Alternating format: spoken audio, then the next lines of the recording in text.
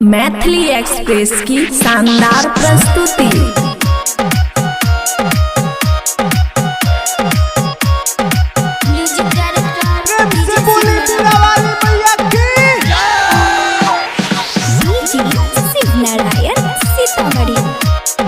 खुशी recording studio बलुआहा। हंस वाली माई हम पर दया बर शादी, बिना वाली माई हम पर दया बर शादी। शादी पूजा से करा दी, शादी पूजा से करा दी, शादी पूजा से करा दी, शादी पूजा से करा दी।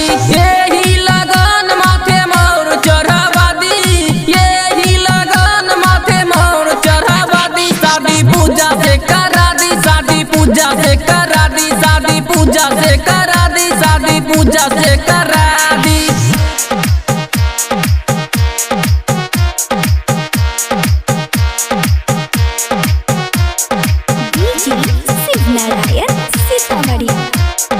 खुशी रिकॉर्डिंग स्टूडियो बलुआहा।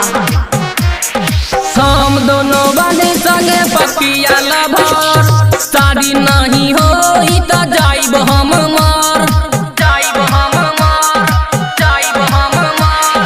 हम दोनों बने संगे पकिया लभर, शादी नहीं होई त जाइब हम मर। जिंदगी के हमर होई जाई बर्बादी, जिंदगी के हमर होई जाई बर्बादी। शादी पूजा से करा दी, शादी सोनिया से करा दी, शादी सोनिया से करा दी, शादी सोनिया से करा दी।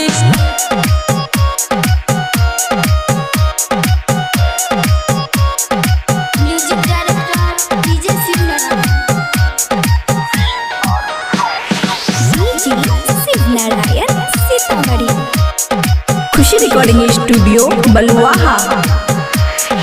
आइल परीक्षा में करी है सफल, मैया रानी करी है समस्या के हल, समस्या के हल, समस्या के हल। आइल परीक्षा में करी है सफल, मैया रानी करी है समस्या के हल।